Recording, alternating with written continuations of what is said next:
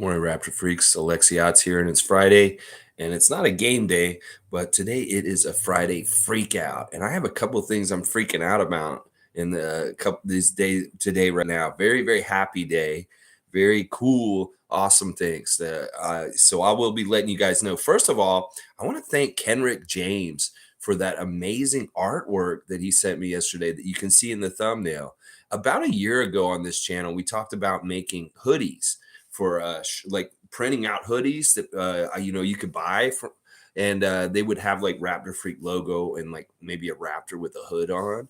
And we talked about this so long ago, and I've thought about it, and this will eventually hopefully happen, that we will get these hoodies at some point. But Kenrick was around then, I remember, like a year ago, and I'm sure he watched pretty much this whole year on and off. But he listened to what I was talking about for what I wanted in the picture, as far as a dinosaur with a hood on and Raptor Freak something on there. But he went above and beyond with this piece of art that I guess he's been working on it for a little while, and he's sent it to me now.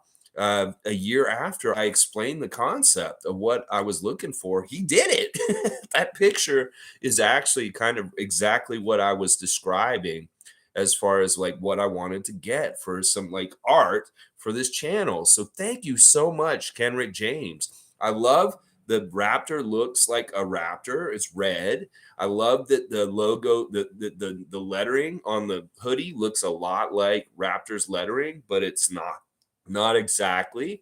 And that it has the T looking like the tower. And then, of course, the tower's over his shoulder. So great job, Kenrick James, Raptor Freak Kenrick James. We appreciate you. And just like this amazing creative output that you sent me yesterday. I really, really like that picture a lot.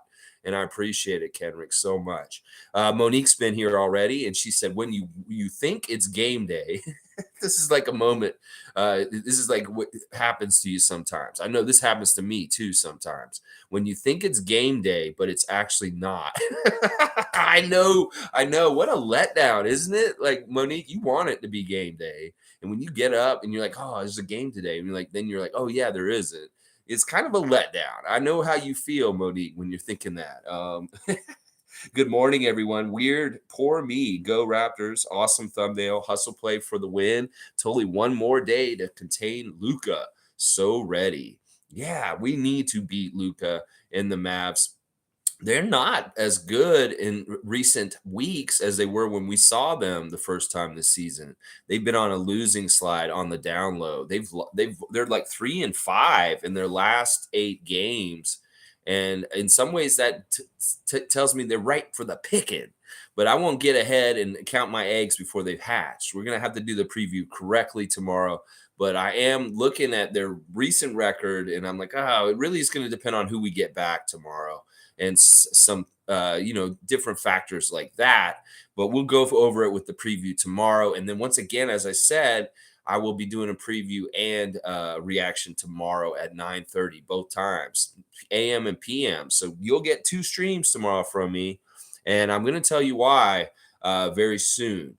But first, yes, what a great episode of Hustle Play by Chris Boucher and Mike Roach with guest Christian Koloko. It's just under an hour, and it is jammed-packed, full of very interesting information, divulged things that maybe are borderline, things that Chris and Christian should not be telling us, things that are illuminating about recent events, things that are just really speak a lot to the character of both men, and just all kinds of goodies. And if you watched it already, I know a lot of you did, please comment this morning with your favorite parts about the Hustle Play episode with Christian Koloko, and we'll talk about each little bit. There's just so much in there. It's hard for me to wrap my head around how to attack talking about Koloko's interview with him. So you guys can help me by kind of guiding me with what you really enjoyed about it, and we'll go from there. Now, all right, good to see Mike is here. Salute real ones, Project Truth always. Yes, Logical Raptors Fanatic. Go check out Logical Raptors Fanatic's YouTube channel. It's an awesome, informative channel, very well put together, great graphics, so factual, and just a great public service by Mike, helping us understand things like the salary cap and things like that. I love that kind of stuff because that's not my bread and butter. I hate money. So I don't like looking at the money numbers and stuff like that. All right, Nameless is also here. Let's see. Morning Logic, Morning Mo, Morning Seymour. Good to see Nameless, a good Raptor freak, a very passionate Raptor freak that really gives a shit. Yeah, we love you, Nameless, because you care. That's yes, I know you care. Tom Duke is saying happy Friday morning to you all. So great that artwork, Kenrick. Well done. Thank you, Kenrick. Awesome job. We appreciate you. Tom Duke is sending his kudos to you also. Don Vito is here. Good morning, guys. Good morning, Lex. That art looks dope. Yes, Kenrick, you killed it, man. That's a Vladdy Jr. home run right there, Kenrick. Yeah, it is. All right, let's keep going. Kenrick is here. Thank you. It's so good that Kenrick's here to get his flowers. Seriously, man, such a good job. And I was so impressed. Like when you sent that email yesterday, I was like, wow, this dude actually really listened to what I was talking about last year, and he put it into real reality in art form. Thank you, Kenrick, so much. And yes, I will put you on blast as much as possible. If you guys like the art that Kenrick's done, maybe you can commission him to do some art piece for you. Whatever you want, Kenrick, put on blast here. Your generosity of making that art piece. And the other way from me, I'd like to put you on blast and promote whatever you got going on, Kenrick. Whatever it is. It doesn't even have to be art. It could be whatever you do in your regular life, whatever it is. I don't care what it is. All right, let's see. W for Kenrick. Yes, Isaac, I agree. It's so cool. All right, let's see. Mike saying, Kenrick, sweet drawing. It reminds me of my G phase, my early 2000s. Mike, you were a G? Look out. Mike was a G back in the day. Look out. Way to go, Kenrick. I love that everybody's showing some support there, and kudos. All right, Tom Duke saying, when Koloko was talking about falling and having a chance to headlock Martin, I like Chris saying he could have given the DTDT. Yeah, that was one of my favorite moments, too. I started laughing because I know Chris Boucher is a huge wrestling fan. We saw him this summer with his buddy doing like Undertaker choke slams into a little mini pool. Chris is a big wrestling fan, and that's hilarious. Like the way they describe the whole Miami incident is really, really funny. Like I need to do this justice. Now, Chris is saying it's his fault because he kind of got on Christian for the game in Brooklyn, the second game of the season. Nicholas Claxton did a move where he got up on Christian's back and kind of rode him. I remember this. And I was like, no, you can't do that to our rookie. That's not good. And good that Chris Boucher came to him afterwards. You can't let him do that, Christian. You got to not let guys disrespect you like that, because that was very disrespectful what Claxton did to you. And well, so he's like telling him, he's like, if dudes are trying to punk you like that, you got to get them with elbows. So Chris kind of set him up for elbowing Caleb Martin and getting in that altercation with him. It is true that Christian did kind of hit an errant elbow up towards Caleb's face. And when you watch the whole incident, you do see it. But that is really because, and it's not because Christian was trying to be mean or anything. He's just doing what his vet told him to do. Because Chris, you are his vet. And when y'all were talking about that on the show, it was hilarious to me. Of course, Chris Boucher is your vet. Much like Thad Young has put shine on Andre Iguodala and different people like Reggie Evans recently for being his vets. Well, Chris Boucher is your vet, bro. Koloko, I'm sorry. You don't get to choose. Your vet is Chris Boucher. He's one of them. And so he's trying to advise you on how to be a good rookie. And you're taking his advice, and boom, all of a sudden, $15,000 fine. Bam. And I love how they broke it all down. It's true, Tom. It's hilarious because like he did have him in that spot. And Christian was just worried about landing, where he was going to be. And Chris goes, yeah, you could have DDT'd him. Bam. Oh my gosh, Boucher. That is hilarious. Talking about the wrestling move on there. And it's true. He probably could have done some really serious, like crazy move on him. Jake the Snake Roberts DDTing him onto a steel chair at the first row of the Miami Arena. Yeah, that would have been crazy if he'd done that. In fact, he may have earned the $15,000 fine at that point, which he didn't really earn otherwise. So Chris kind of after the game was saying to Christian, he's like, I kind of got you in trouble for that because I kind of egged you on from the Brooklyn game and the incident with Claxton. And I feel kind of partially responsible, Christian, for what happened with you and Caleb Martin. So he said he'd pay his fine. He kind of probably didn't say it real loud or anything like that. Well, then they get to practice and they see the fine finally comes out. Like he said he would pay the fine before he knew how much it was going to be. And then they come to practice on that Monday, and the fine it's come out what the fine amount is. And Pascal, somebody comes in and says, "Hey, who's going to pay Christian's fine?" Because they do want to do this. We speculate about this on this channel. It's like maybe somebody from the team will pay it. Apparently, the team can't pay it, but maybe one of his vets can. And this is exactly what happened. Christian was going to expect Chris to pay this, and Pascal ratted him out basically. At practice, he said in the middle of practice, "Didn't Chris say he's going to pay your fine?" And he's like, "Oh man, now I really have to do it." Because I don't think Chris really wanted to in the end, but he felt like kind of obligated. And then when he saw how much it was, he was kind of like really like, "Oh crap, that's a big fine. This is like a normal fine." But kudos to Chris Boucher for doing it. And Mike Roach is like, "You're gonna take him out to dinner, Chris?" He's like, and Chris was like, "No, he doesn't need to do anything. I don't want anything from him. I just don't want any more of these kind of incidents." Now, I don't know if you can actually avoid these kind of incidents sometimes because it is really at the mercy of the refs to a degree. These guys are crazy, these refs, and they'll trump up some crazy charges on you all of a sudden and give you some fines. Trust me, that's just the nature of the NBA referees. But yeah, what a crazy, like really awesome to hear the insight from them. It's like Christian once again says, "I don't know this guy. I don't know why he's upset with me. I'm completely confused." He's telling Mike Roach this is the reason why he was not really like reacting or really like freaking out or anything is because he's like very confused. Why is this happening? So very, very awesome episode of Hustle Play. And there's so much in it, y'all. Y'all got to watch it. I had to watch it like a couple times because it was so dense with just so much in it. There's a lot said yesterday. I did not like how they started Hustle Play with these guys doing too much giving kudos to other people. Like they really, I can understand talking up Kevin Durant like they did, but they were really talking up Steph Curry, Luka Doncic, and something like Scottie Barnes has done in the past. When somebody's come to him in his rookie year and asked him, "Who do you look forward to playing the most in the league?" You should just kind of say nobody.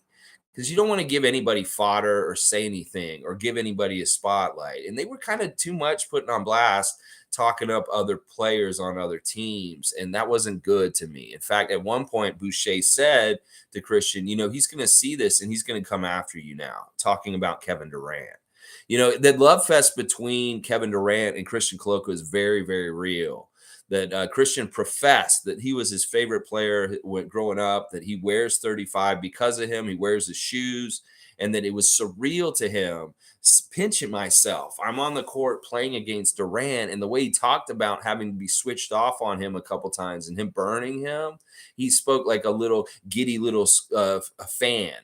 Like, "Oh, and then I got to guard him, and he beat me," and all this stuff. And I'm like, come on, Christian. He still plays in this league, and you got to maybe treat this like Scottie would and be like, don't give any of these guys shines. Don't give any of the press any like words of other players out of your mouth as far as saying things. I like Chris Boucher's answers are good. He's like, "I like playing Memphis because I went to school with Dylan Brooks and we're buddies and it's fun for us to go battle." Those kind of answers are better than like, "I really loved Durant as a kid." And and some of the shine they were given at the beginning of the Hustle Play podcast, I thought was unnecessary. And I don't like our guys doing that. I really don't, because some of that can be locker fodder. And he's right, Christian. You may get KD coming after you in the future, partly because of these things. It's not necessarily, he may go easy on you just because you really are a passionate fan of his, but also it could go both ways. Trust me. And Boucher knows himself.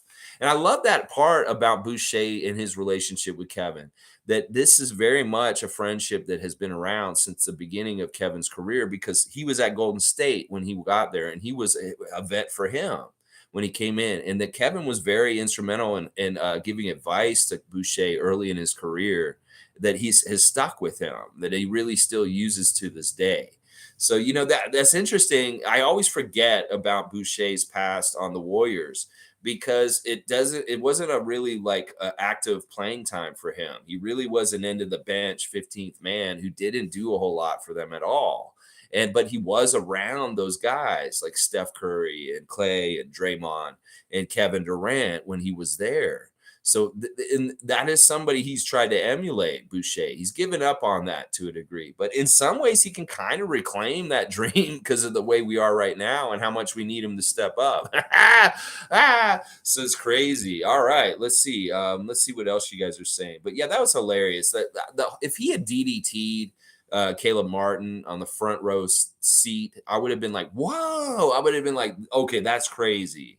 Because it's true. I think this is the earliest ejection by an NBA player ever in his career. I don't know. Maybe there's somebody who got ejected on the first game of the season, but the third game of the season in their first season as a rookie ever, that's pretty quick. And it may be the record. Christian Koloko, fastest person to ever be ejected in the NBA. I think that may be a true fact.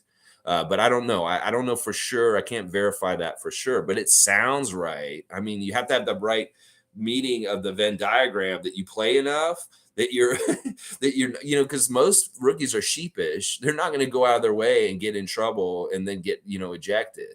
Usually that's not going to happen very often because they're just coming in and they're trying to learn things. So it really is the perfect storm of the events of what happened in Miami to make this happen. So really, really interesting. And I love like the insight knowing that Chris is guiding him. And two things stuck out to me. It's like the one thing was telling him you can't let people punk you like Claxton did in Brooklyn that night. And you've got to go up strong and dunk it. He's telling him just the same thing that we're saying on this channel, that you need to go up strong and dunk it, Christian. He's telling you that all the time. He's like telling you, he's like, Christian, you need to go up and dunk it. And Christian's like, okay, Chris. Okay. And then Chris, no, I mean, I'm serious. You need to just do this. And like, seriously, you do, Christian. Come on, just go up there and just dunk it. It's there. Just do it, please. And same thing for you, Scottie, when it's at the end of the game and it's in trouble. That was an interesting part of the hustle play. Two was talking about Scottie's miss at the Atlanta game, that layup. And the reaction was very interesting to me. Like Chris was like, whoa, whoa. It was like, if he could have that again, he would do it. And they both were very, very like, that's a lesson he learned right at that moment. And they don't think he'll make that mistake again. As teammates, they understand Scottie. And they're like, yeah, he's not, if he gets that chance again, he's not going to let it go like that again. Trust me. And that's just fun and just interesting to see these guys and how they talk, and they're in internal observations of being on the team and things that happen around it. And that's really a dicey area to talk about, is Scottie's performance in there. And they really walk a tightrope of being like, okay, don't like be like insulting towards your teammate, but also be fair about what happened in the moment. And I know that they were very complimentary. They're saying, look, this guy's gonna figure it out, and you guys are gonna be really wishing you hadn't said some things about him. In fact, Chris said that about Scottie last night, or not last night, but on that hustle play, that much like Pascal, y'all doubted him. He came back and now he's making people pay. You're going to do that with Scottie. You're going to feel really stupid in a little while. He's predicting this, that y'all are going to feel real stupid worrying about his sophomore slump and how he's playing this year, because he's going to come back. And this is Chris from the inside telling us. So there was so much interesting stuff going on in what they were talking about and stuff, and I can't remember it all. That's why I might need you guys. Cool Cat Sam, good morning, Raptor Freak crew. I love that hustle play session. Chris empowering our rookie big to defend himself. The payment of the fine is hilarious. I know, Pascal, could you just keep your mouth shut, Siakam? Chris was probably thinking that. And it's such a funny story because it's so benevolent of Chris to pay the fine. Everybody hears that. They may just hear that one line and say, oh, Chris paid the fine. What a great guy. But they don't know the whole story of why.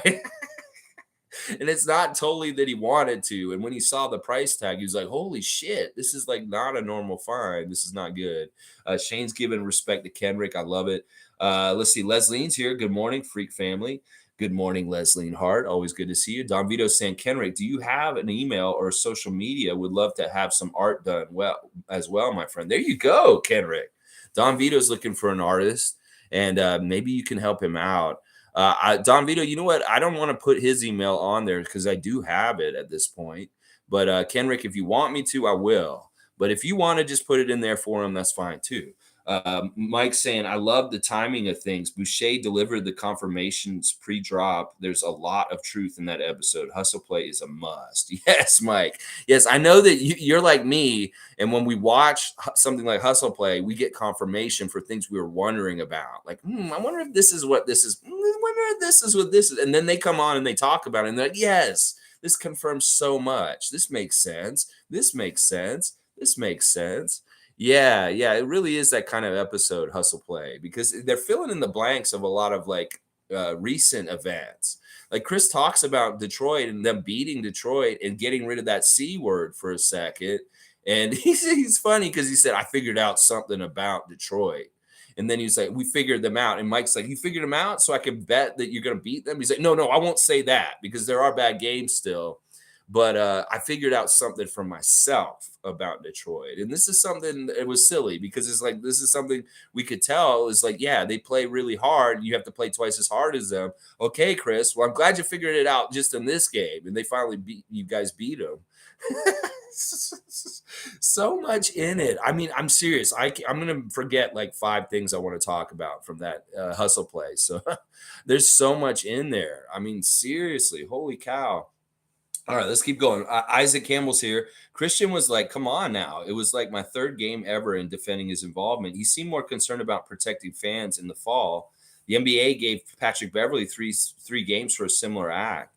Yeah, he pushed DeAndre Ayton, and it wasn't very safe. And yeah, Patrick Beverley is Patrick Beverley. He's going to do what he's going to do. That's for sure. So I'm not surprised by that suspension at all for Pat Beverley today. All right, let's keep going. I loved seeing all you guys filling up the net. Monique saying, we all know what kind of guy Chris is, Lex. Let's go. Only boys, Raptors all day. Let's go every day. All Raptors every day, all day. That's right, Monique. That's right. Let me think of something else that they were talking about last night. I mean, they talked about a lot of crazy things. We found out that Chris's favorite Raptor jersey is the black one with the purple chevron. And it's partly because his favorite color is purple. You know, he looks really good in that jersey also. Those jerseys were underrated. A lot of people hate those jerseys, and we only had them for 1 season, and it wasn't for very long. I think they were used in the Tampa season. That's part of the reason why people hate them. But Chris liked them. He likes that purple sleeve, purple chevron with the black sleeve is what he was calling them. And everybody was probably like, whoa, that may be one of the ugliest jerseys we've had in the last couple of years. A lot of people probably think that, but not Chris. He likes that purple chevron jersey. And I think that's kind of cool that he likes that. So G saying, morning, how are the injuries looking for tomorrow? Well, there's no official news, really. They're very quiet day yesterday, obviously, because it was American Thanksgiving. And I don't know. Like, I did see Scottie on Instagram for a second last night wearing a Leafs jersey and wishing everyone a happy American Thanksgiving. Looked like he was still in Toronto at his house. So I hope this is the thing. I wonder with like the way American Thanksgiving is with our schedule, if any of these guys tried to travel around and added more travel and stuff. I don't know. Hopefully they didn't and they just rested. But there's no updates yet on their injuries. All the injuries are still listed exactly the same as before. So there's no updates on who's ready to come back or any of that. As far as on the other side, just an early look at Dallas. The only person who's out for them is Maxi Kleber, and he may be back tomorrow. So we'll have to see. Savage is saying that Miami Heat rookie Jokic got ejected before playing a game. Yeah, he got ejected in that same incident. But actually, it wasn't an ejection; it was a suspension. So that's a little bit of a different thing. Like he wasn't playing, so he can't be ejected. He basically got suspended for leaving the bench in that very same incident. So Koloko is still like technically the first person to get ejected because Jovic wasn't even in the game. So yeah, there you go. Not that this is a race. Nameless is saying if Christian set the record for ejection, it adds to his great allure and infamy. That is Koloko. Yes, I love that Nameless. That's exactly right. It's part of his legend now. And it's kind of like it goes against who he really is as a very nice young man who's really trying hard and is very thoughtful and just very like astute and smart. And yeah, it kind of goes against that whole image of him, but it kind of shows an edge to him also. So I'm with this, Nameless. I love that. This is part of the legend we're building with Christian Koloko. I'm all for it. When Chris said, we got to be patient with Christian. We got to give him a couple years and look out. Let's see where he is. He's got to figure out his standing. You got to figure out his feet in the league and give him some time and look out. The sky's the limit. I'm telling you, the defensive stuff will be there, always will be there, but the offensive stuff will come with time. And it's going to be really interesting to see just how much Koloko can do scoring wise as he gets better in this league, because it's coming. There's going to be offensive stuff, and it's going to be taking people by surprise to a degree, I think. Cool Cat saying the refs were unfair. That is why I was proud of Masai going all out to bat for a rookie. Now others will think twice. There was a lot of talk about how Christian is not getting any respect from the refs in the hustle play. They were saying, it's like Chris says, I see it, I hear it, I'm out there, I see it on the court, I hear it. You getting slapped and you getting fouled, and it really is a rookie treatment that they're giving Koloko right now, and it sucks. He's got to take these hard lumps and learn, and hopefully he'll get more and more respect, and maybe they'll start doing stuff. Now, it was funny because Chris said that he learned a lot of they asked him what person did you learn the most from, and he said Kyle Lowry, and he talked about what he learned from him, and he said one thing he said was dog. That's all he said, dog. He said, what did you learn from Kyle? Dog. I was like, yeah, we know what that means, though. We know exactly what that means, even though it's just a one-word answer. What did you learn from Kyle? Dog. Oh, and how to take charges. Yeah, he confirmed it. He said, yes, Kyle taught me this trade secrets of how to take charges. And that's part of the reason why he's taken charges so well. And since Kyle left, he's our guy that takes the charges now. But yeah, really cool to hear about that kind of stuff from Chris. Once again, talking about Kyle Lowry as being a very important influence on him. You could tell that he really liked playing with Kyle when he was on the team. All right, let's see. Monique saying the way they talk about OG is like a kid on Christmas and Pascal. Yeah, I mean, listen, that whole part about Pascal talking shit to PJ Tucker was hilarious. Like, I really love what Christian said. Christian said, playing next to the great Siakam is a lot different than just watching him on TV. He is even better than I thought in person. It was like, holy cow. He's like, he sees it up close and he's playing with him. And he's like, this dude is even better than I thought he was. Holy cow. Well, in some ways, he's better than he was last year. And that's part of the reason why he seems like he's better, Christian. But I also love how they describe Pascal's meanness now and how he's talking shit. And they're like all looking at him. They're like, holy cow, now he's cooking them. And they kind of told us what he was saying to PJ. He's like, yeah, I'm here all day. I ain't going nowhere. You ain't doing nothing to me. It's what he was saying verbatim to PJ Tucker in that game against Philadelphia. Yeah, I just love the insight about Pascal's mean edge now and them talking about it. And like, they're kind of like giddy about it because they're like, yeah, we love having this dude on our team. You can really tell that Siakam has become that level of star on our team, that he buoys confidence into the other guys on our team just by being present and being on the court. They said it. They blatantly said it. We are a different team when he's out there. We have more of a swagger and a confidence. It's like he rubs off on the rest of them with confidence when he's out there because they know he's that dude who will fuck them up if they fucking disrespect us or do something. And they're like, Pascal's keeping track. And he's now like the dude out there saying, I'm going to be getting revenge. I'm going to be burning y'all. I'm going to take it out on y'all with my game. And he's doing a lot of that this year. And I love that because that really is what's going to elevate Pascal in the eyes of people like Charles Barkley to a superstar level. Is that Charles, look, you don't think we have a superstar? Well, what the fuck? Who's doing Jordan kind of shit in this league? Because what Pascal is doing when he does that is Jordan kind of shit. That's like one of the closest thing to Jordan in this league. When somebody's telling them that, I'm going to do this all day, and there's nothing you can do about it. That is very Michael Jordan, Larry Bird, and that is very superstar-like.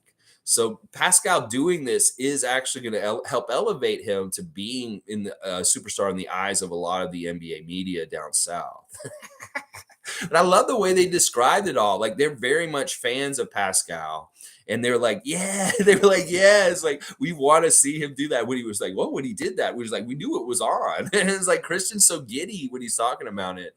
And you can really tell it's like a weird childhood dream in some ways to play with Siakam on the Raptors. And he described the whole thing about the Raptors interview coming in the system. That part was hilarious to me also, because he's saying, he's like, okay, they told me they're going to ask me crazy questions, other teams, and the whole process of being a rookie and trying to get drafted. And they told me that they're going to ask me questions that may make me doubt myself, or maybe will be negative and make me feel like, oh, maybe I'm like, yeah, I'm not good enough. And he was expecting that. And then when he came to the Raptors, basically Masai told him, I don't need to ask you any questions. I already know you. And Chris is like, whoa, were you watching me? Were you following me? Yeah, he was. He was following you. And then Chris said, basically, he said, listen, the Raptors are just like that. They don't need to ask you questions. They know everything already. Chris Boucher was hilarious in that movie. He's like, they know everything, Christian, right away. Don't worry. They do all their homework already. They don't need to ask you no questions like these other teams are asking you questions. Masai knows who you are. And Christian's a little freaked out about it. It's like, how did they know me? They watching me? They are watching you. And Chris said, listen, you wouldn't be here. Nobody's around this team unless they really want you here. Trust me. That's the way this goes here with the Raptors. It's like, you're not here by accident. They don't make mistakes. They really do their homework. And the people that are on the Toronto Raptors team is very, very purposeful. So if you're on this team, you did something right already, that you're even near this team, is what Chris says. And I love that. He said that something similar to that this summer. In one of the other Hustle Play episodes, and he just reiterated it again. But I love that whole part because Christian's talking about the process and how the Raptors treated him, and he was a little freaked out. They're like, they know so much about me already, and I'm like, yeah, that's the Raptors. Look out, that's who they are. So good. So good. G saying, did you see Scottie's post with the Maple Leaf jersey? Sending love to everyone. Yeah. He just wanted to wish everybody a happy Thanksgiving. And we see like a little bit more of the interior of his place. It's big. It's bigger than it looks on Twitch. Now, I'm really wondering when Scottie's going to do Twitch again. I subbed back up for the month. I kept my streak going, but I'm not getting any content, SB. So what's going on, buddy? You going to give us some content if we're going to still pay the monthly fee to subscribe to you on Twitch?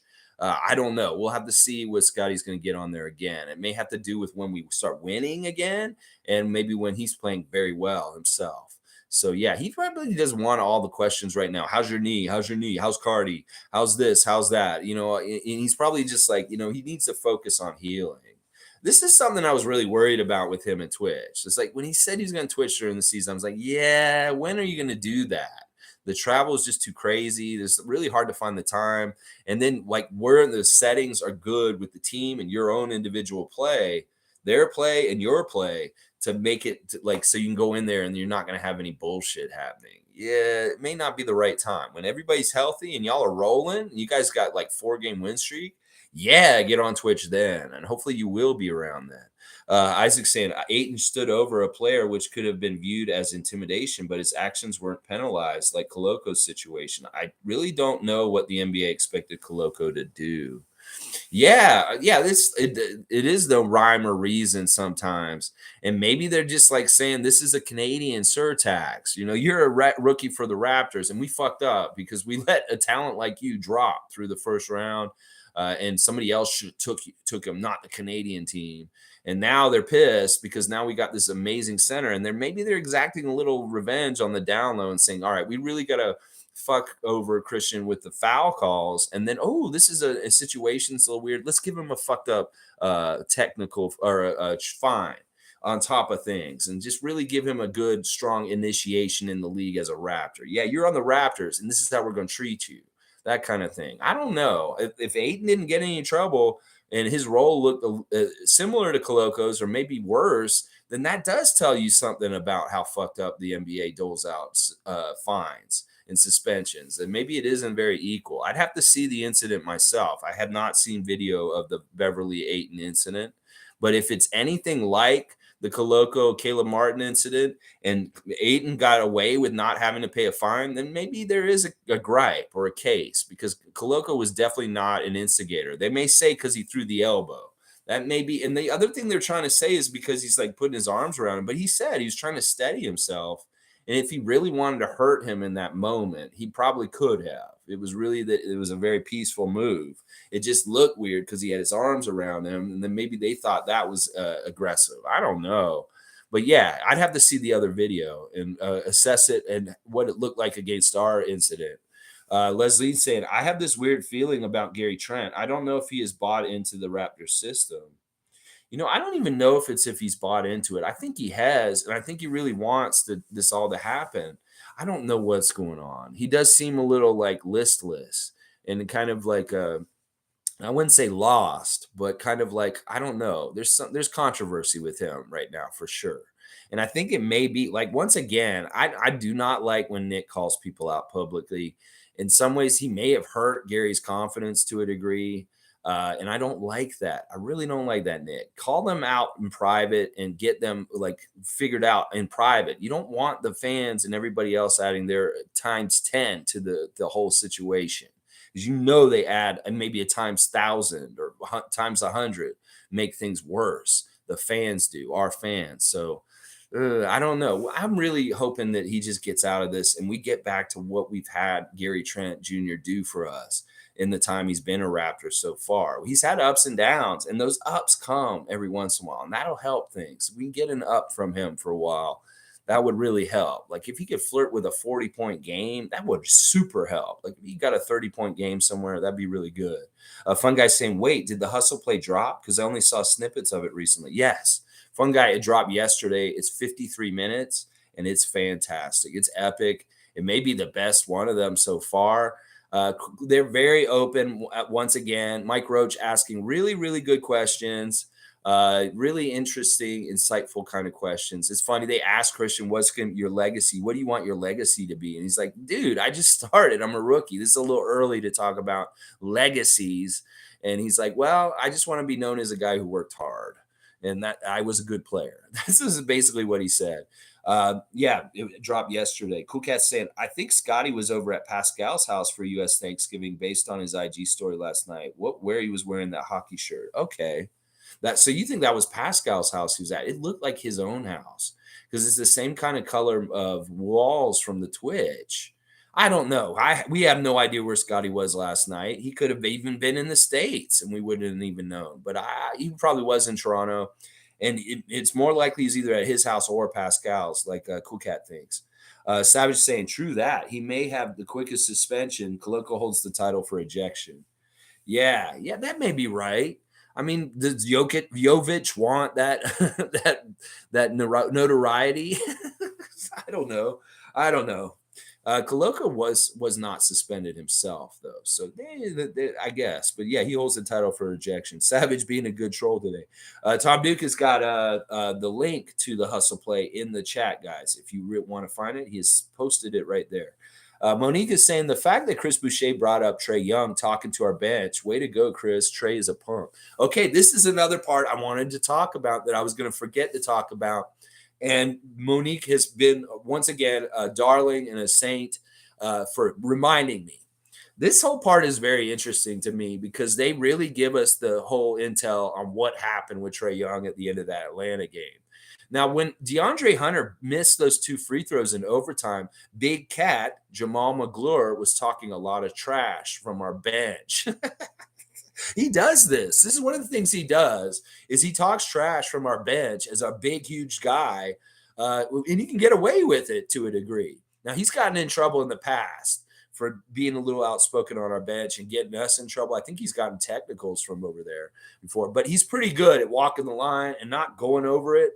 But he was talking trash, and he actually helped DeAndre miss those free throws, those very crucial free throws in overtime against Atlanta. You remember Hunter missed those 2 free throws. It gave us new life to actually try and still win the game, and that was awesome. Well, Trae heard him, and that's who he was making that gesture towards. It wasn't he was waving to them either. You know what he did? He did this. He went, he did this. He did one of those, nah, nah, nah. He wasn't waving like this. He did the, he did that. And Chris was laughing about it. And they were saying, it was like, Mike Roach said, who did they do that to? He's like, Christian and Chris were like, oh, he didn't do that to me. No, he didn't do that to me. No, he didn't. And it's true, because if you look at the part of the bench where Trae Young did the nya to, it was the coaches part of the bench. I think most of the players were already almost off the court, or like on the at the edge of the bench, and it was towards Jamaal Magloire. That's that insight and inside stuff that you just don't get other than from the players. And I love stuff like that, hearing that from their stories, from their perspective. And the stuff like Chris saying, I hear them slapping Christian's arms and they're not calling fouls for him. That's all really good in detail insight. So, and listen, in some ways, I'm not as mad at Trae Young knowing the whole story about it at this point. I think it's kind of hilarious that he did the whole, and it was towards Magloire. So I'm not actually that mad at him for it. In fact, Chris said he really loves villains in the league. He's like, I kind of really love Trae Young, the way he acts. It's like, I kind of respect that. In fact, I'm kind of that way myself in the league, that Chris kind of sees himself as kind of a villain, and he wants to be a villain. And there's nothing wrong with that. In fact, that is very Dennis Rodman, going along with the whole thing that he's doing these days with energy and rebounding and defense, is a part of the slice of the pie, was being a little bit of a villain. And I think that that's good, because we do need somebody to do dirty work. We do need somebody that can be a villain and they don't mind doing it. And I love that aspect of him. It makes me realize why Chris loves people like Kevin Durant and Trae Young, is that they're pretty villainous in some ways. And that he has respect for those kind of players. And that he's not afraid of controversy or people not liking him. That's for sure. So I really love that whole insight about Chris turning to the dark side and thinking about enjoying the villains. But Trae Young, you know what? I'm going to give you a pass on this, because I just think it's hilarious, the whole story about you doing this. And they said he didn't wave at us. He did this. He went, because in some ways it's very Alfred E. Newman, Mad Magazine-y. Okay, there you go. Tom shared it for you. All right, Nako the Nachos here. Good to see Nako. I think Koloko's offense is a little better than people might be giving him credit for. It's gonna be better. It's just got to be honed. He's got to get his footwork down, first of all. It's an adjustment. He doesn't have as much room to operate like he did in Arizona. And then also he's got to catch up the speed to the quickness of the NBA. This is something that Christian said, is that the NBA, everybody's good. Everybody's good at defense. It's really hard. Everybody's really fast. Everybody, right down to the 15th person on every team, is good in this league. In college, there's weak links on other teams. There's players that aren't that good that they can really take advantage of. There's none of that in this level. And that really is part of the jump from university to the NBA, is that you have to deal with a whole other level of competition that is just very, very solid throughout the whole league. And that's something he's got to go through the growing pains and learn how to play with physicality against contact in all kinds of ways around the basket. And then look out, once he starts dunking it, once he starts doing things close to the basket and he's making them most of the time, he'll bring his shot out further. And we may see him start doing 4-foot hooks, little easy shots real close, like one-handed, just put it in stuff. And then maybe he'll expand it even further and he'll be out 10 feet at some point. And he'll be doing little baby hooks and doing little shooters. He'll expand out from the basket and become more and more. And now if he has that three-point shot also, and he has to keep them, honest to come out and guard him, that doesn't hurt either. We can get him to make his three-pointer consistently. That's really where I see what he's going to do. He's going to have around the basket with dunks, obviously, but maybe he'll come out 5-6 feet out from the basket and be able to do some offensive post moves also. And then also the three-point shot. Hopefully bring that all together. And who knows what his average could be in 3 or 4 years from now. He could be a close to 20-point scorer. He could be an over 20-point scorer. I don't know. The sky's the limit with him, because he does have a lot of offensive potential just from what we're seeing with him already. because he did make some little 5-foot shots in the last game. Those weren't dunks. Those were actually kind of away from the basket. And he just kind of put it in from the lane. And all right, let's keep going. Nameless is saying Scottie rocking the Leafs jersey is a clear sign that he's embracing the culture in his time here. A real positive sign. I agree. I agree. It's weird because I worried that I went and saw Scottie at the pop up, the Subway pop up, and when I met him, he was a little freaked out that the Raptors freak was there. I could tell. He's like, okay, this dude is everywhere because I think he thought Tom Duke was still me too. He's like, wait, if Raptors freak was in Victoria, what is he doing here in Toronto? And he's been a little weird about being on Twitch and social media in different ways. Maybe when he went to that Subway pop up, he saw how many people were there, how jammed it was, and it overwhelmed him to a degree. And I think that it made him kind of want to be a little bit more private, like OG, just because of how overwhelming, that so many people were there. Because Scott said all summer, he's like, I don't understand why people know me in Switzerland. I was like, dude, you're famous now. You're the rookie of the year in the NBA. And they're like, listen, you can't be thinking like you're a kid in Florida anymore that nobody knows. You are a celebrity. You're a very famous person now. But it isn't all sunk in for him. In some ways, the last year has been a dream, and he's just been going through the schedule of the NBA season. But maybe in some ways, it still freaks him out when people know who he is in public, or that people want to see him or want to be around him. Because I think that that Subway pop up, really kind of freaked him out a little bit. Because since then, he has been shy about being on social media, about being on Twitch, any of that kind of stuff. There's very little content coming from Scott these days. And it's crazy because he was all over the place in the summer with his YouTube channel, twitching. He had Instagram going, and not as much recently. And I know part of it's because he's so busy with the season and there's adversity for the Raptors right now. So very interesting stuff. And it is a good sign. I mean, listen, I think he really does love playing for the Raptors. He loves the city. He just loves that it's different. And it really is like he's a young king in the city, and he understands that. And he doesn't take that lightly. He really doesn't. As far as Leafs being around him, I worry about that for different reasons. But anyway, I shouldn't talk about that too much. I'm just glad he's showing support for other Toronto teams. Mike's saying that's Mavs game had a huge effect on Boucher, where Lowry and the deep bench came back from down 30 when we went full court press hard for the first time. Yeah, that was that game around Christmas a few years ago, where they made that huge comeback against Dallas in Dallas with Kyle Lowry, Chris Boucher, Rondé Hollis-Jefferson, Terrence Davis were kind of the core that did it. Those guys. It was crazy. It wasn't even the starters with Lowry. It was like the bench guys with Lowry really overcame that Dallas team and brought us a win in a crazy situation where we probably shouldn't have won. I think it's really more in general, all the time behind the scenes. Chris was probably learning so many different little things from Kyle. And when he named them, he's like, taking care of yourself, dog, taking charges. He's naming all the things that he taught him. And it was pretty awesome. All right, let's see. Cool Cat saying, Boucher confirmed my thinking. Team feeds off Pascal's energy on the court, so it's affecting the team now. He's not on the court with them. Scottie hugging and aggressive with Pascal on the court too. Yeah, exactly. We now understand that this dude is like a mood setter. This guy kind of sets our tone for our attitude in the game at this point. That Pascal evolving into a meaner Pascal is actually making our team meaner, and they're actually falling in line with him. They said this. Chris said, we see Pascal with that attitude, that edge, and his going out and getting it, and it inspires us to be that kind of competition and that kind of edge and going out there and doing it ourselves. And that's fantastic. I love that so much.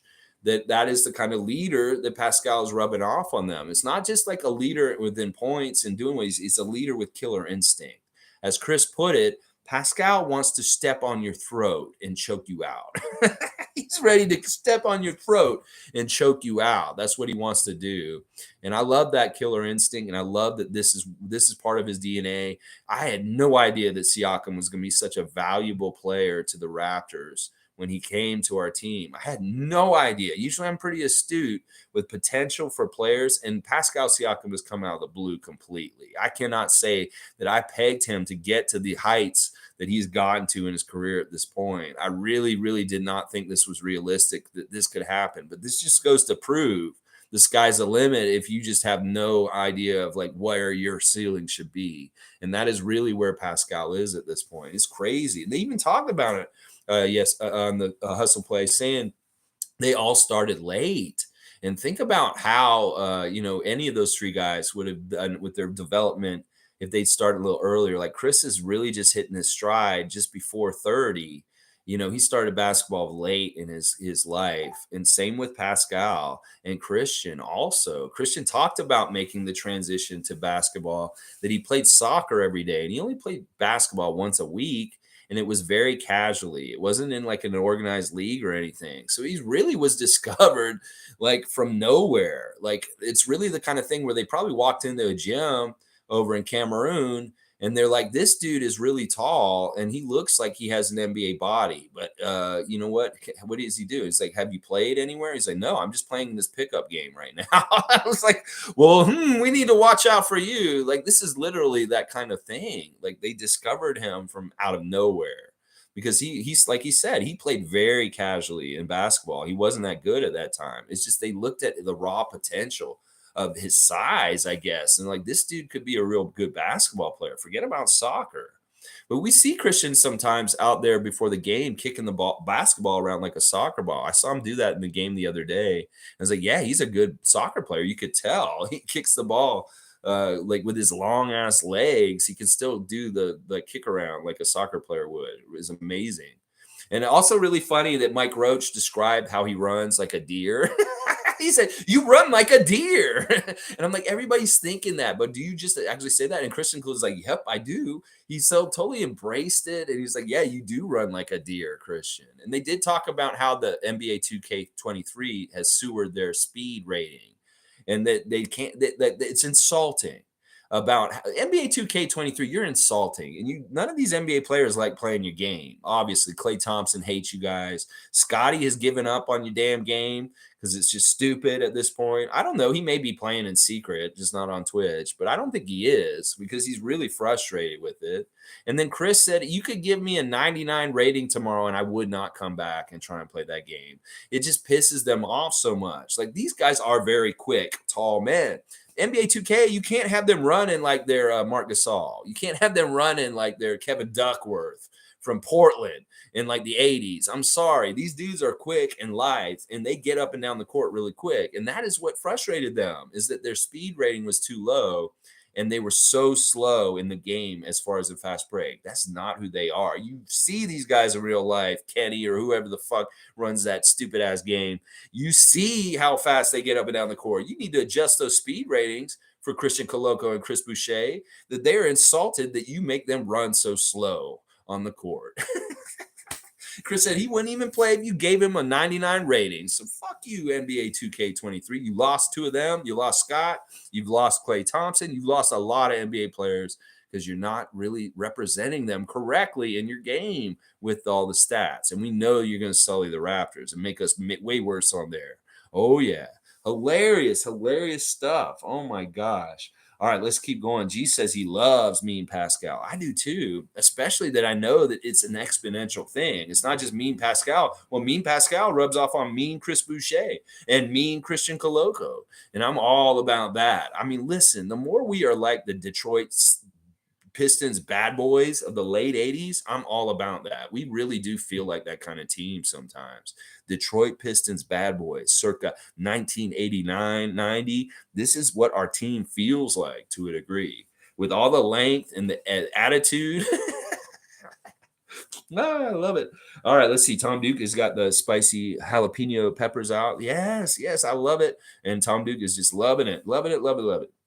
Okay, Nako's saying Boucher should do stand-up. I don't know if he should do stand-up. I wish he would Twitch more. Like, he's hilarious on COD. Like, if he's playing Call of Duty with his buddies and they're running around, he's really good at it, first of all. He's a sniper. He can get on there and he takes people out from far away. I don't know. I don't know he was honed enough. He's much like me. He's just a no filter truth kind of guy that just doesn't fucking mince words and just tell it like it is. And that's why I really respect him. And that's part of the reason why the Hustle Play podcast is such an overwhelming success. It's like he had to tell Christian at one point, he said, you could say shit here. And Christian's like, and then he was like, okay. And then he added it in. I didn't know Christian was going to do it just because he's a nice young guy, but he did. He dropped the S bomb. He said shit on Hustle Play. Chris is like, you can say it here. Don't worry, Christian, because he was kind of like censoring himself. And then he went back and said it with the S word in it. It was hilarious. But I think he's just one of those kind of real truth kind of guys. I mean, I don't know what he would do. What would he say? What are the jokes he would say? I don't know. He says he's funny. That's one of the things they talked about. Like Christian's saying, is he funny? Is he funny or hit or miss? And Christian was like, sometimes he's funny, but sometimes he's trying to be funny. And Chris is like, I'm not ever trying to be funny. I'm always funny. He said, I make well placed comments. So he's a timing guy. He's all about making a snappy answer to something. Somebody says something silly or something. Because Christian described Chris as coming in, working out, and making lots of funny comments is kind of what he does. He comes in, he works out, makes some funny jokes, comments, and they make some more when he's leaving, and then he goes home. It's kind of like what Christian was saying that Chris is like when he's around him and around OVO and stuff. And Chris said, yeah, well, I'm good at making timely comments that are funny and that I don't try to. It's like Serge doesn't try to make art. OG doesn't shoot to miss. Well, Chris doesn't make jokes to not be funny and try to be funny. He's not trying to be funny. He is funny, Christian. Get it right. Get it right, young rookie. That is your vet. So good. So good. Monique saying another thing when Mike Roach asked Chris about the start of training camp, does Nick Nurse message ever change? Really interesting, really good insight to the relationship with the players and Nick Nurse in certain ways. Like Christian says at one point, he says, I'm still in good graces with Nick. I've had no problems with him so far. And that makes me wonder, so he's seeing that people have problems with him on the team, that maybe they're not doing what he wants them to do. And he kind of sees that Nick will come and hold them accountable, kind of like what he's done with Precious and Gary recently. And Nick and Christian's like, I haven't had any problems with Coach yet, and I really enjoy playing for him. They really respect and like Nick Nurse, and they love that he is a hard ass. In fact, that's one of the things that Chris loves about Nick the most is he holds him accountable and he pushes him and he doesn't take his shit. Like he said, Chris, you're not doing things right. I'm gonna make things hard for you. So it's kind of like Boucher's a good story of how Nick Nurse's success story. That he was really giving him tough love and benching him and all different things over the couple of the years that he's coached him and really molded Chris in some ways with tough love to be the player who he is today. And Chris recognizes that. In fact, he likes the accountability from Nick Nurse, the no bullshit, like call you out. I'm going to tell you how you're not doing good and keeps you accountable to stay good and playing well. And that this is part of the whole thing. And maybe the success he had with Boucher, treating him that way, he's trying to apply it to Achua and Trent Jr. At this point. So it's very interesting insight about the dynamic, the relationship between Coach Nurse and his players. You really get to see that, like, okay, you want to be in his good graces by playing well and doing the things that he wants you to do. And if you're not, then maybe you get in the doghouse with him. And that Christian's saying, I've been good with him so far. And I hope that it just continues to be that. But it's going to be the kind of thing, Christian, where you're going to have to continue to develop and get better and better and progress. And if you're stagnating or you're getting lazy all of a sudden, or you're not doing some of the things you've already shown you can do very well, then you will be in the doghouse with him. And you don't want to get to that point with him. Trust me, Christian, you do not. And I know you see that. You probably do see that. But you're the kind of guy that looks like you stay ahead of the curve. And you prepare, make sure you're doing the best you can, and you'll be fine. And I know you will be. But yeah, that's a very interesting window into the coaching characteristics of Nick Nurse and how he interacts with the guys. You could tell some stuff there.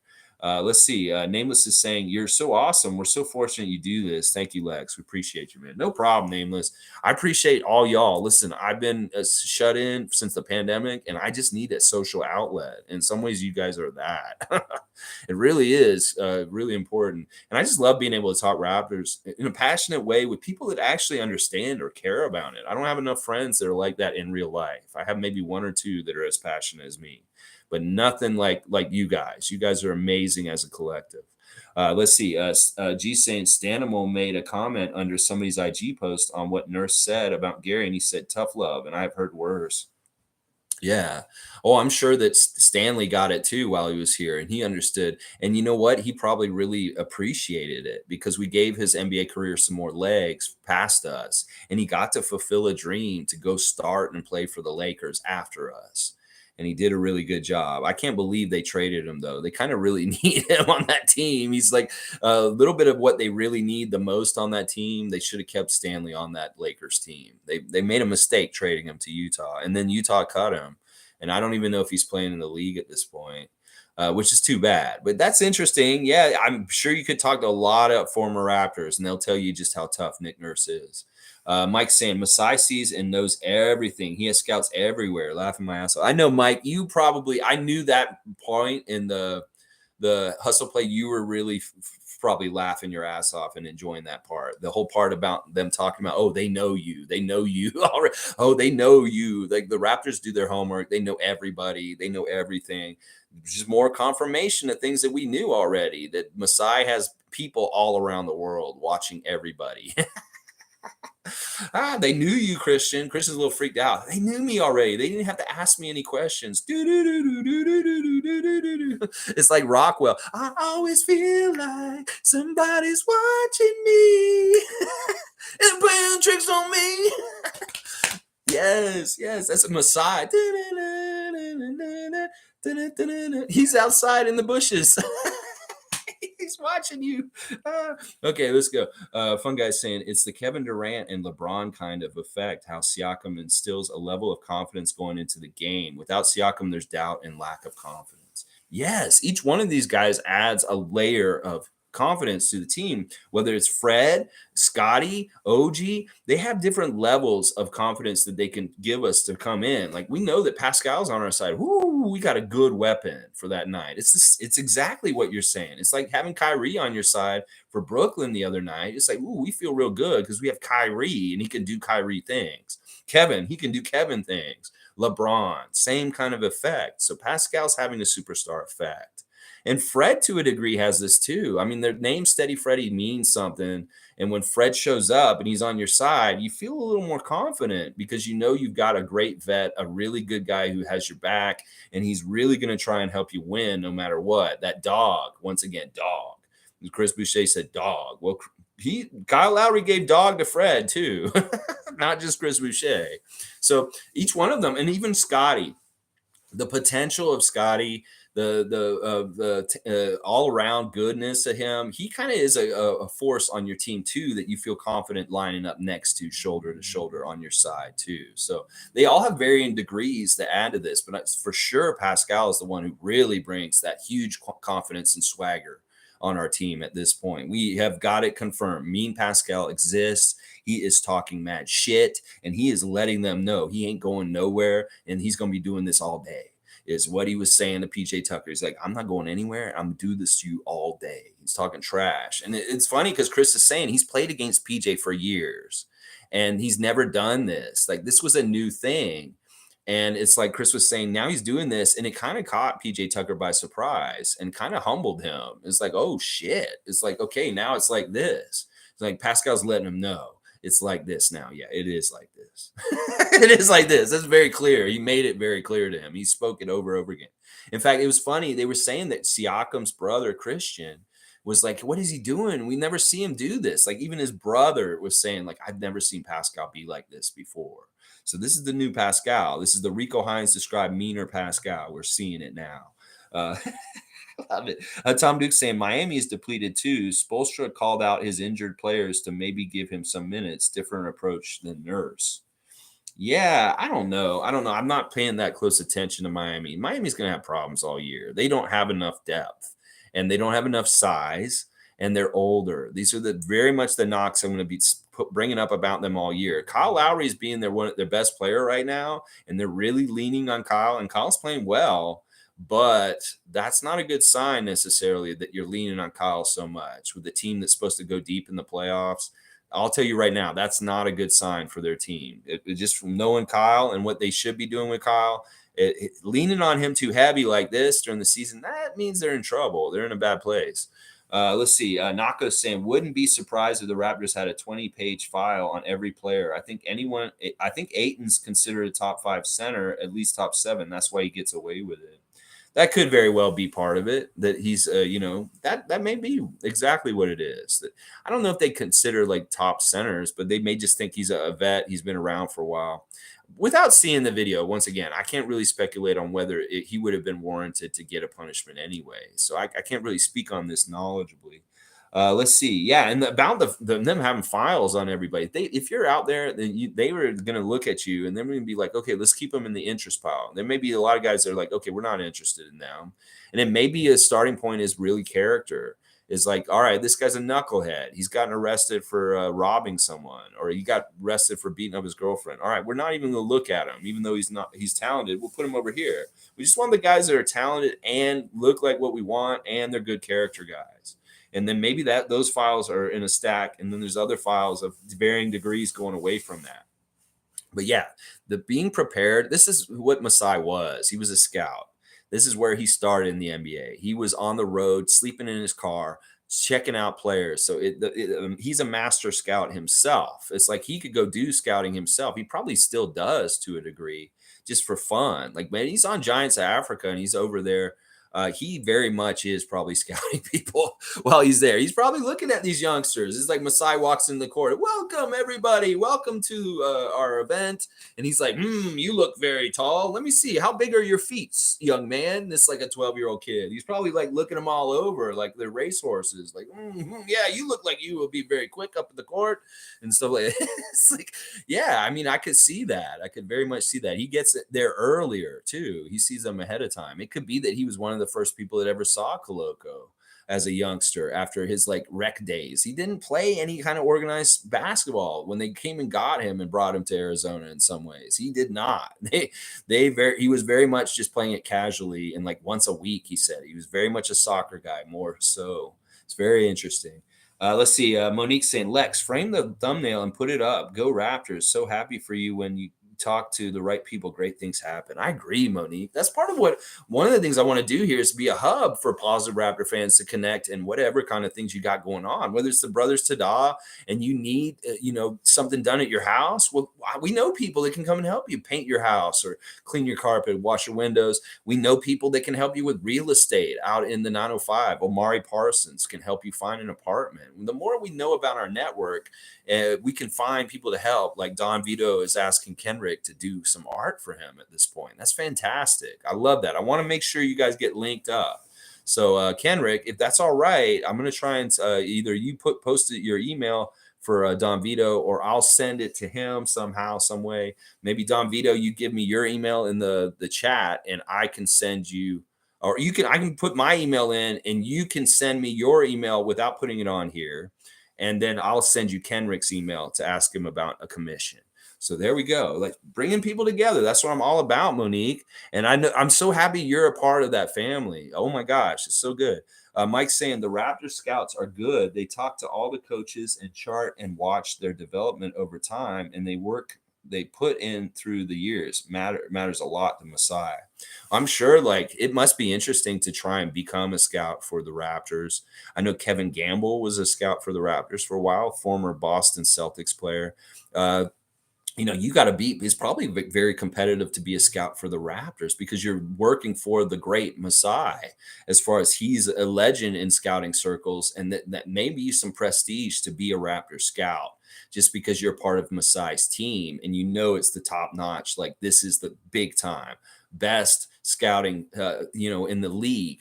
And that, maybe guys are like, I'd like to get on the Raptor scouting team because I know that that's a prestige thing in that field.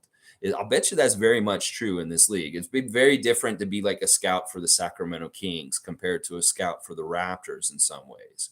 It's very, very different to be a scout for like Atlanta Hawks and be a scout for the Raptors, is what I'm saying. So it probably is a prestige thing to be a scout for the Raptors because Masai is the head. Forgetful saying, I'll bet that Trent Jr.'s efficiency and effectiveness improves the most with Siakam's return. That's a pretty good bet. Yeah, I think you're right. I think that in some ways he is one of the people that benefits the most to Siakam being out there because he seems to find Gary very well. I don't know. I just want Gary to get 100% healthy and reclaim some of the stuff that is kind of shaky right now. And I know he's going to do it. I have full confidence in him. He's just got that eye of the tiger. He cares. He's done too much hard work since he was a little boy to not succeed. And that's what's going to happen with Gary. I really do predict huge success for him in this season still. And everybody's going to forget about all this turmoil right now because it's going to be so good what he's going to be doing for us. Let's see. I'm a fun guy saying Nick Nurse is getting to a level of comfortability as a top coach to the point of calling out his players, which I don't like. Before Nurse was quiet, reserve type coach. He's done this actually since he got the head coaching job. He's called people out almost the whole time. He's called Chris a lot out early on. Like he was his first person he put in the doghouse a lot in the beginning. Chris Boucher. Now he's putting Precious and kind of Gary in the doghouse, but it sucks because it coincides with them being injured. And that's not really fair. Like, Nick, if these guys, they're hurt or they're not feeling well, why are you coming down on them at that point in time? I just don't agree with it. Maybe I'm just too nice. And maybe that's part of what, makes him such a great coach. All right, y'all, I'm going to tell you all about something right now. This is the reason why I'm not going to be doing a stream on Sunday. I have signed up for the Raptors open house at the Scotiabank Arena for Sunday morning. I will be going there at 8 a.m. on Sunday morning, and I will be with the Raptors coaches, learning from them. I'm going in. Yeah, this is amazing. I wanted to do this last year when I heard about it, and I missed the boat on signing up, but I got in there this year. So I'm registered. I'm going down there. I'll read you guys the details of this. They're saying, hooray, you signed up for our 2022 Raptors Coaches Open House presented by Tangerine. Here's what you need to know. Where? Scotiabank Arena, Sunday, November 27th, Gate 1 inside the Galleria. Doors open at 8:15 on Sunday morning, and it starts at 9, right at 9 a.m. So I will be at the Scotiabank Arena on Sunday morning at 9 a.m. with a notepad and a pen, learning from the coaches down there. So I'm taking a coach's workshop at Scotiabank Arena with the coaching staff of the Raptors. I don't know if Nick Nurse will be there. I'm pretty sure he will, though. But at least some of those coaches will be there for sure. And it may be very similar to what happened in Hungary with Nick Nurse going over there and doing a coaching seminar over there. I feel like it'll be us sitting there with notepad and pad and just learning about coaching from the Raptors coaches. So this is why I'm not going to be doing a stream on Sunday. I'm going to be at the arena at the coaches open house. So I'm really excited about this, seriously. And of course, I will tell you guys all about it on Monday morning. So don't worry, it'll be a part of my preview. But that's why I'm going to be doing a double duty tomorrow. 9:30 a.m. we'll preview the Dallas game, and then 9:30 p.m. we'll react to the game that night. And that will be my stream quota for Sunday the next day, because I will be down there at the arena from 9 a.m. till at least 1 or 2 p.m. in the afternoon. It's going to be like a full course. And I'm really excited about it, going down there and learning about how to become a better coach from the Raptors coaching staff. That's what it is all about. There you go. That's part of why I'm freaking out. I'm going, baby. I'm going to be there. Yeah. And we got such a great, amazing hustle play episode yesterday. So it is a real good Friday Freakout today. Oh my gosh. All right, let's see. Nameless is saying, I immediately thought the face was toward our staff. From my vantage point, it looked that way. Yeah, from the camera angle, when Trae did that move, it was totally to the coaches. There was no players sitting there. And in some ways, like, seriously, I think it's hilarious. Like, I can't get upset about it. In some ways, it's very warranted. Like, if Jamaal Magloire was talking a lot of smack and DeAndre Hunter missed those free throws, it was really sad. And Trae just was like, yeah, we still won. And it was important for Chris to make that distinction, that he wasn't like shaking his hands like, woo. He's like, He was like, it was like a yeah. Philip's here. Morning, gang. Good morning, Philip. All right, let's see.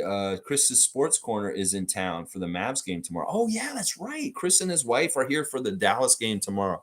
Well, I'm glad that it's fairly warm at this point. We've had so much snow recently. It's a little bit warmer outside. It's nicer out, and hopefully he won't have some weird image about Toronto coming here this weekend. You go, Chris's Sports Corner. I'm glad you're here in our city, and I hope you enjoy a Raptors victory over Luka and the Mavs tomorrow. That'd be awesome. It's fantastic. I'm glad they made it and they're here right now. Awesome. Isaac Campbell saying Ayton didn't do much, and I'm only bringing it up for comparison's sake.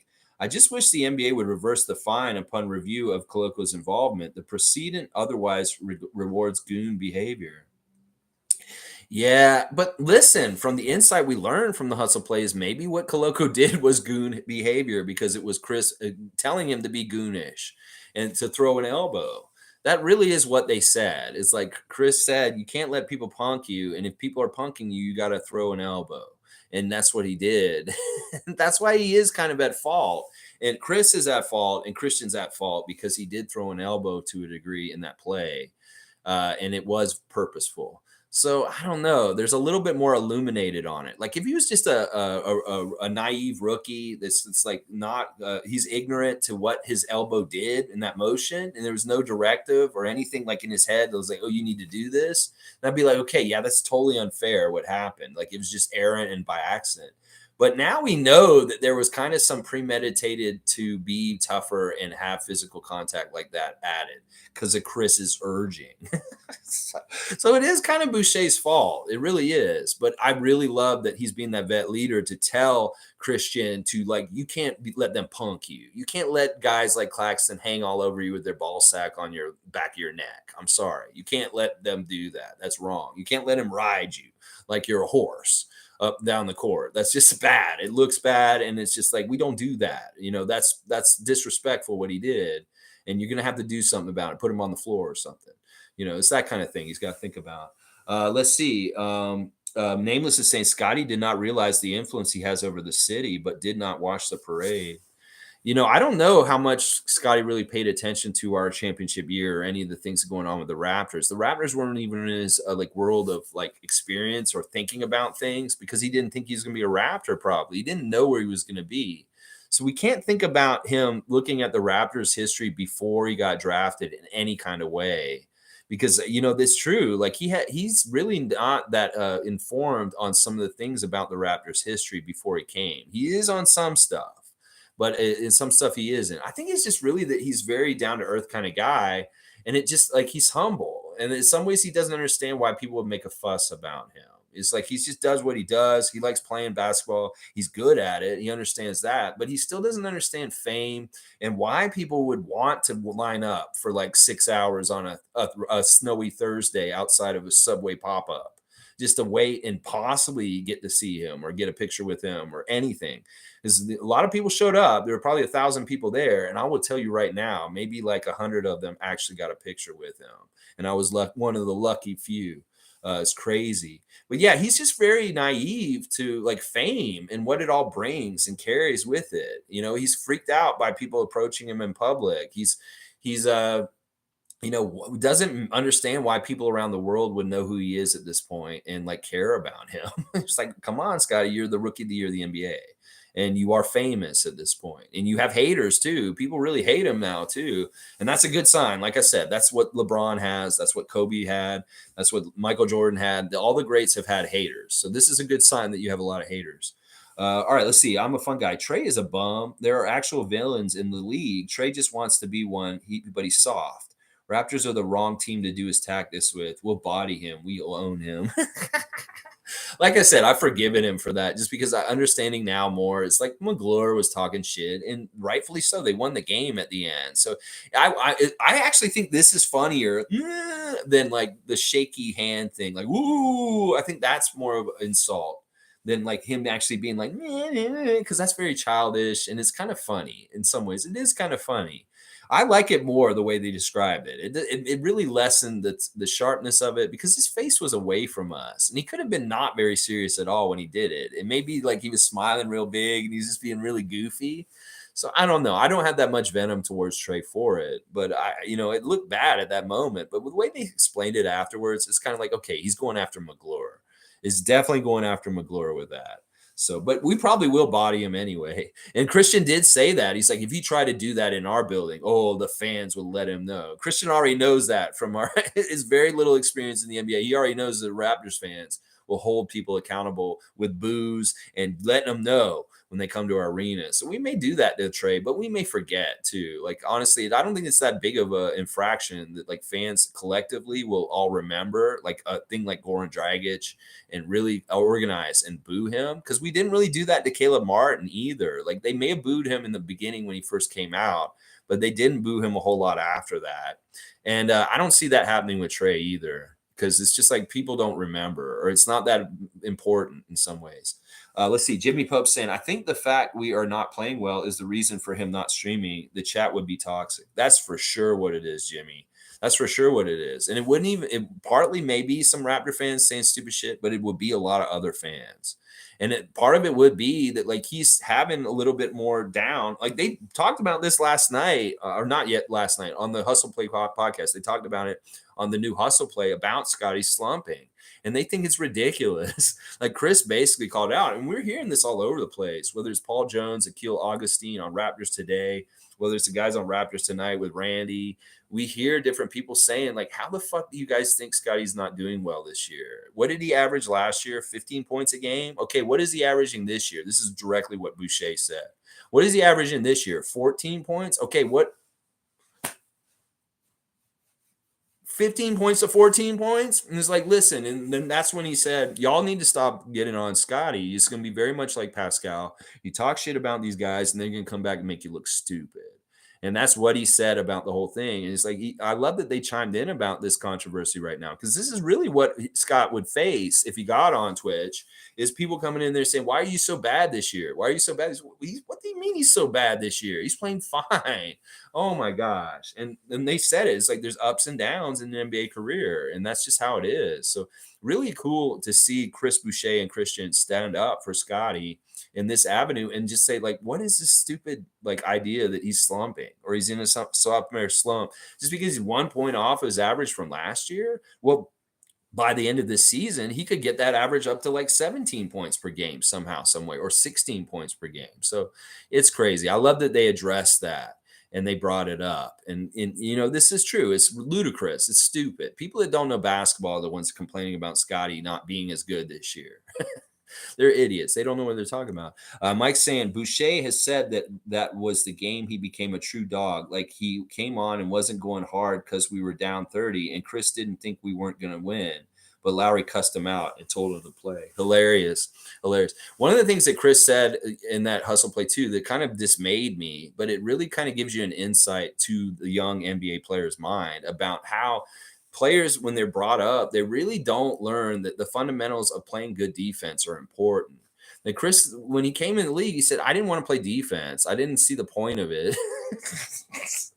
And he's like, he had to learn to like playing defense. And he kind of described it as like the Tampa year, I didn't play any defense. I was just offense.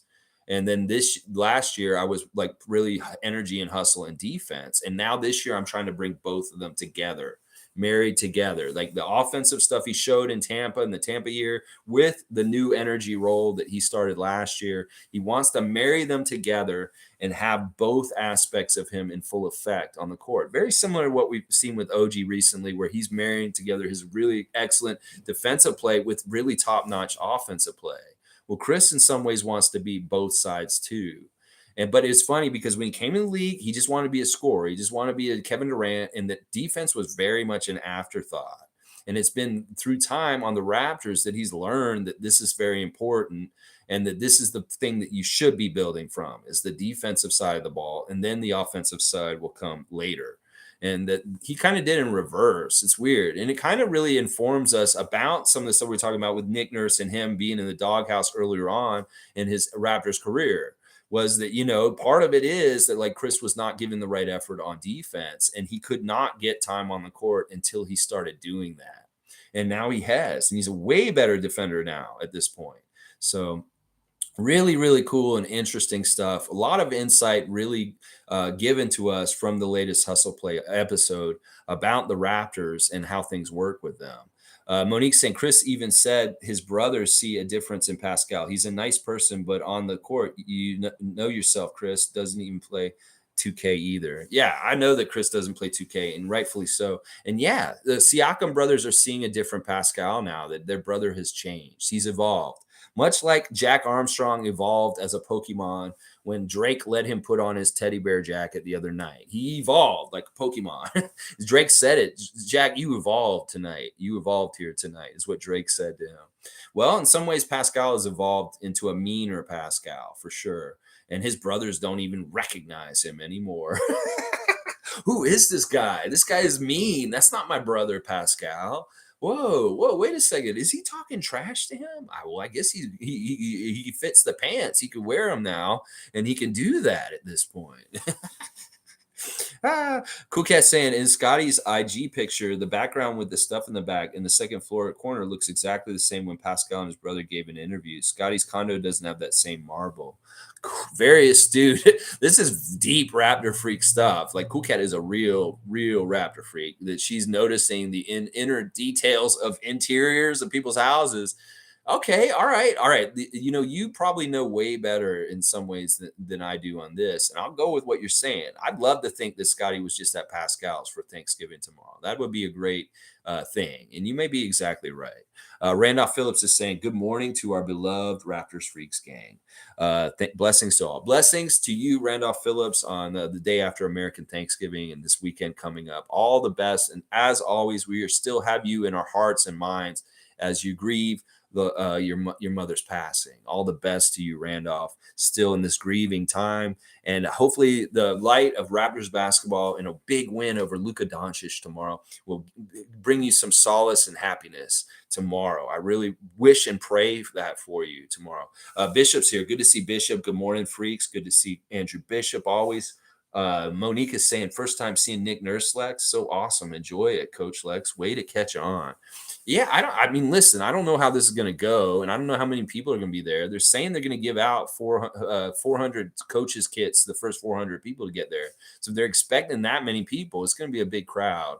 I'm just going just to see what's going to happen. I think it's going to be fun. I mean, if I get to sit there and listen to Rico Hines and Earl Watson, Jim Sand, Trevor Gleason, Nate Bjorngren, Jamaal Magloire, any of those guys. If I get to listen to those dudes talk, Adrian Griffin, and just talk about coaching in general, it'll be insightful and it'll be fun. It's the stuff that I eat up and love, talking about coach stuff.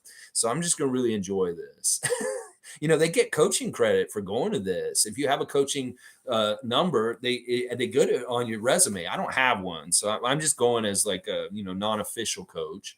But I do have coaching experience, so I'm not coming from this I'm not really astute or understanding. You guys know that, but it's gonna be fun. I want to see what it's gonna be like. This is gonna be more general, like talking about coaching philosophies and how the Raptors, their philosophies, and how you can apply that to your level of what you coach. It could be, I don't know if they're going to get into real X's and O's and really talk about basketball theory. I have no idea what to expect tomorrow. If it's something like what happened in Hungary with Nick Nurse's Hungary Summit this summer, that'll be really fun. It'll be really good. It'll be very interesting because he'll be taking questions from the audience, and he'll be talking a lot about philosophy. He'll be talking a lot about maybe even talk about like inner working stuff with the Raptors and what they're doing. So either way, it's going to be good that I'm going to be there to just sponge it all in, and I'll come back and report on what I saw on Monday for sure. I'm really excited about it. Let's see. Cool Cat's saying at Monique, I'm going to the December 5th game, Nelson Mandela Day game. Cool. Well, who are they playing on that game? Is that like Boston? Is somebody like that's coming around that time? I think it's Boston. Nameless saying, time to watch the Dutch play football. Coolest names I've ever heard, like Ruud van Nistelrooy. Yeah, it's too bad Canada couldn't win their first game against Belgium, but I know that they're going to still be playing a few times and stuff. So, yeah, that World Cup is still going on. I am not watching it, but I do want Canada to do well. Mason saying, I think for this game, we have to play a perfect game to beat the Mavs, undermanned, and only 10 players we would have to really be on to win the game on Saturday, or I can go left. Let's hope we get the W. I have to see, Mason. In the morning, I'll get the lay of the land. Hopefully, I'll have more of an injury update this afternoon, and I can tell you in the morning of what we can expect, maybe with the roster the Raptors will have. Obviously, I'll tell you guys about the refs, and that may be an important factor. And just in general, I'll look at what they did recently. I know that the Mavs have lost two in a row. They lost to Denver and Boston in their last two games. So they are on a losing streak, and maybe we can catch on to that, give them a third loss in a row.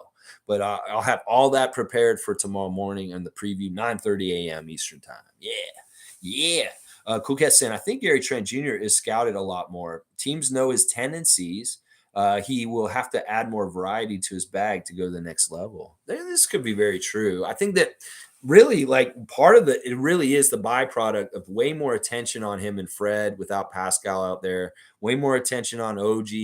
And like the game the other night with Brooklyn, they really could key on him and OG the most. And like the rest of the guys, they didn't have to really guard as closely in some ways. So that is really a big part of it, is some of the attention that's just drawn away by people like Fred, Scottie, and Pascal is just very much on him more presently because we don't have as many guys available.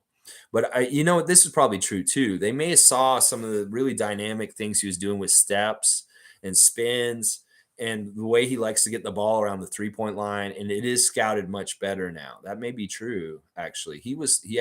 That probably is very true.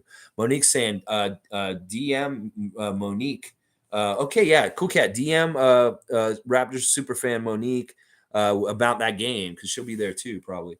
Mason's saying you can go left or go right. Kareem Thomas is here. Hopefully Boucher, Birch, and Koloko contain Powell.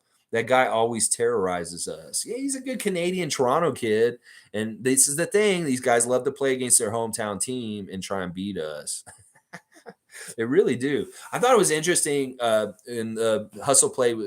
Boucher was talking about how he got his nickname at Oregon.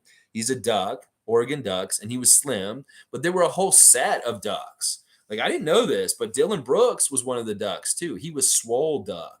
And that he is still like he doesn't use that nickname anymore, but technically he's Swole Duck, and there was Money Duck. They all had different names. They were all ducks, and Slim Duck just stuck, and he's kept the nickname as he's gone on. But yeah, that was cool. I didn't know that Swole Duck was Dylan Brooks, and I learned that from Hustle Play this recent episode. But yeah, hopefully you can stymie Dwight Powell. He's really annoying because it's his defense that messes us up. It's his defense and stuff. It's not really his scoring. He's just a really good defender, and he's really annoying for that. All right, I don't know how much more I want to talk about today. If there's anything else about the Hustle Play podcast with Christian Koloko that you guys want to note that I may have forgot, I'm trying to remember if there's anything that was on there that I really want to talk about that I forgot about. I really think it's hilarious to know more about the Miami incident with Caleb Martin. I really liked some of the stories about, like, Christian was saying about OGs, like, he's so funny. It's like sometimes I just look at him and I can't help but laugh. And he's like, it's just everything he does is hilarious. That's fun. And, I can see that about OG. It's just fun. But yeah, just a great Hustle Play episode recently. You guys check it out. I didn't cover everything on it, so there'll be something on there that maybe I didn't talk about that we may talk about more in the days to come. But for right now, we'll leave it at this. Great job, Chris Boucher and Mike Roach. We love your show. Continue with the episodes coming out. Hopefully you can get another one taped in this homestand next week. Then you can have another one of your teammates on there. But really great to have Christian on there. Really enjoyed learning more about him and hearing more from his voice and who he is. We really do get more of a sense of who these guys are when you bring them on this show, whether it's been Delano or Thad. Whatever you've done with this show with different guests has been perfect, Chris. So keep going. Get somebody else on the show now. And obviously, Koloko had to do your show because you paid his fine. He's like, he can't tell you no. He just paid $15,000 fine for him. Of course, you got to come down there and do it. Chris was rarely sore about that number too. He's like, oh my gosh, $15,000. He tried to over exaggerate and say it was 20,000, but it's 15,000, Chris. And I know that really hurt. And you're like, oh, I'll pay your fine. Maybe you thought it was going to be like 1,000, 2,000, 5,000. Oh, 15,000. Oh, it's 15. Yeah. Somebody else going to pay. Pascal said, Chris is going to pay it. Chris said he'd pay it. Oh, wait. Oh, what? Pascal, what the? Hilarious. Okay, Monique saying W stream. Keep up at it. Lex, go Raptors always. Thank you, Bishop, and thank you, Monique. Y'all, please like, comment, subscribe, share. If you enjoyed anything you liked from me saying today, I appreciate y'all. Have a great weekend. It's Friday, baby. TGIF. Have a great night. And we'll be back tomorrow for double duty. That's right. We're going to do a double Dallas, double duty, double D's. Double D's tomorrow for Dallas. Yeah, let's go. I love it, Tom Duke. I love that. Let's see. Mason saying, can I ask who's your untouchables on the Raptors? Who are the ones, if you had to choose to trade to better our team? Scottie, OG, Fred, and Pascal are my untouchables. I'd trade Flynn and Gary. Well, I have the same untouchables. I would, Gary's really 50-50 with me. Now, Flynn, I said this week already that I trade him if there's a good deal. I don't like talking too much about trade guys, and Malachi's the only one that really I'll loosely talk about trading him all the time. Gary, if it's the right situation, but yeah, I like your untouchables list, and I would add Chris to that list too, because one of the things that I look at, Mason, is who's won championships for our team. There's 4 guys on our team that have championship rings from our championship here in 2019. And that's Fred, Pascal, OG, and Chris. And I overvalue those guys so much because they are our linkages to the 2019 championship. And I want those guys to get a second championship, as many of them on our team. So I don't want to lose any of those 4 guys. Now, Precious is also a guy that I'm very close to saying is untouchable also, but it really is going to be figuring out who and what at the time with the money and the contracts and where they're going and stuff like that, figuring that all out later. And I'm not smart enough to know the whole puzzle pieces and how Bobby and Masai are thinking it's going to go. Maybe Mike knows. You could talk to Logical Raptors fanatic. He might know about what it looks like with the puzzle pieces, but I'm not looking at that kind of detail. And I'm bogging my head down with like, oh, this and this money and this. But yeah, I like most of them to be untouchable, honestly. Most of them. I would say there's like, I want all of them to be untouchable as much as possible. And I know at a certain point in the rotation, you're like, yeah, these guys aren't that good. You can afford to let them go. But I think your list is pretty good. I would just maybe add Boucher and Precious to it. And Koloko, why not? You need to put, and Delano. I put Delano on there also. And to a degree, I also heavily value Kem Burge. And he's untouchable to me also, partly because he's a Raptors fan as a kid. He's a good Canadian. He's such a good defensive, underrated player for our team that I really don't want Kem going anywhere either. And that's why when he's involved in trade talks with Malachi or anybody else, it really pisses me off because I think Kem is an essential untouchable also. So there you go. I guess that's the general question answer. Let's see. Cool Cat saying, congrats on the coaching session on Sunday. Looking forward to the feedback. Scottie was never the face of his team's school, his college, FS, or anywhere. Yeah. He came off the bench. This is a new experience. Yeah. And it's just a big, huge spotlight. It's a global spotlight. It's not like a very like localized thing like Florida basketball or FSU even. You're right. FSU, he's off the bench. And like, sure, he was super talented and people knew who he was if they really knew FSU basketball. But there's a lot of people that he wasn't on a huge radar for a lot of people. Maybe some of the Slam magazine heads, the really cool like kids that keep track of all the prospects coming up. They maybe saw like Slam article on Scottie Barnes like 6 years ago talking about him in middle school, and they'd be like, "Oh, this kid's coming up." But for the most part, he hasn't had a huge shine like he does at this point. I mean, he's in a nationwide Subway commercial in Canada at this point. So he is very famous and he's got to get used to the fame. And it's so weird to see the inside part of it with him at home talking about it from his own mouth. You really get this idea of how fame could be overwhelming in some ways, just from seeing Scottie's example. Really crazy. Let's see. Kareem saying, everybody except my ridiculous trades on fantasy. Thank you in advance. Okay, y'all. Yeah, the fantasy league is still very much competitive. Tom's kind of got a little bit of a lead at the top, but we see that Kareem's right below him. So in some ways, Kareem is desperate.